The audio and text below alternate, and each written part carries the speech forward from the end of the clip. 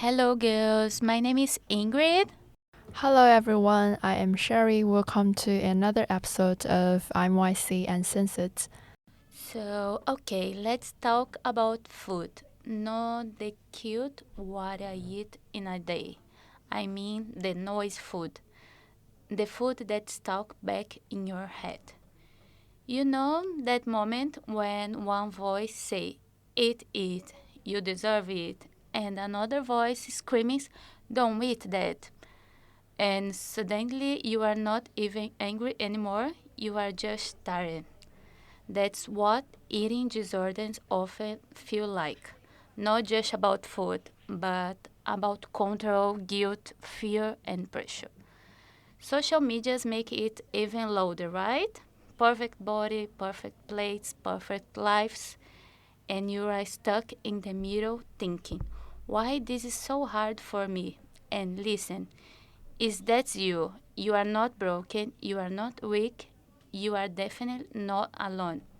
Food is not your enemy, your body is not the problem, and your worth is not measured by a scale, a calorie, or a mirror. Healing doesn't mean loving your body every day. Sometimes it just means respect it enough to eat, breathe, and keep going.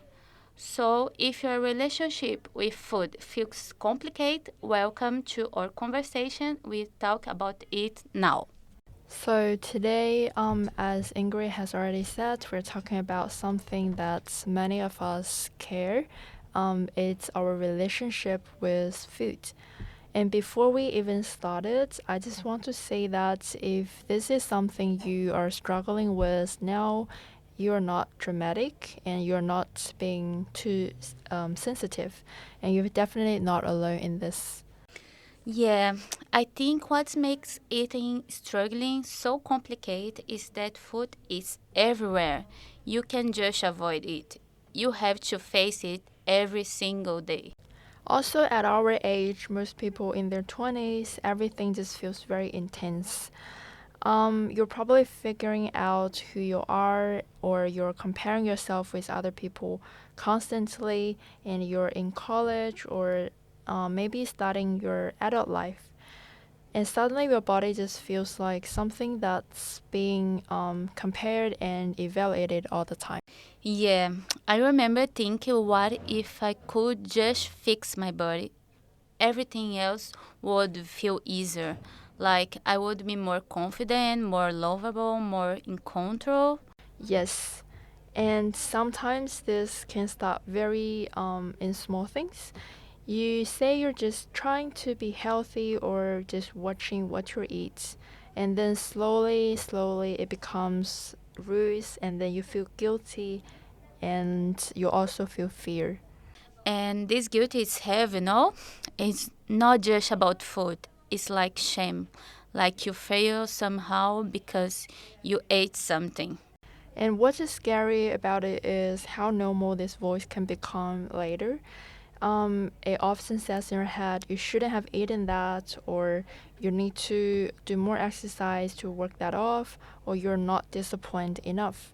And no one talks about how exhausting that is. Constantly think about calories or your body in every mirror or compare yourself to every girl you see on Instagram, social medias. Yeah, social media definitely can make this become worse. We always see these perfect routines or their tiny wins and the gym transformations on social media, and we'll start believing that our worth is tied to how small your body is, or how strict your routine is. And sometimes food becomes emotional. Like when you are stressed, overwhelmed, lonely, food feels comforting. And then after that comes guilty again. Or you can feel the opposite. You stop eating when you're feeling anxious and try to feel powerful by saying no to hunger. Like you can control yourself, it equals safety. But girls, hunger isn't weakness. It's a humor. It's normal. Exactly. And I think a lot of eating struggles these days aren't really about food. They're about the pain we haven't processed in your head and about you wanting to feel enough and wanting to feel seen by other people. And maybe some of your listeners right now feel stuck, like you don't even remember what a normal relationship with food feels like, yes? So, if that's you, please know that this struggling doesn't mean that you're broken.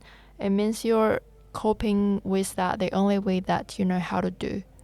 And coping mechanisms can change. They are not your identity. I think the peace with food isn't about loving your body every second. It's about reducing the war. It's about having more neutral days and more compassionate thoughts. Yeah, it's about eating because you are hungry, stopping because you are full, enjoy a dessert without turning it into a punishment. Also, remember to ask for help, and that's a huge step. You can talk to a therapist or opening up to one of your friends, or even just admitting to yourself, this is very hard for me. So, I think that's pretty much it. And before we end our session today, I really want to talk about healing and hope.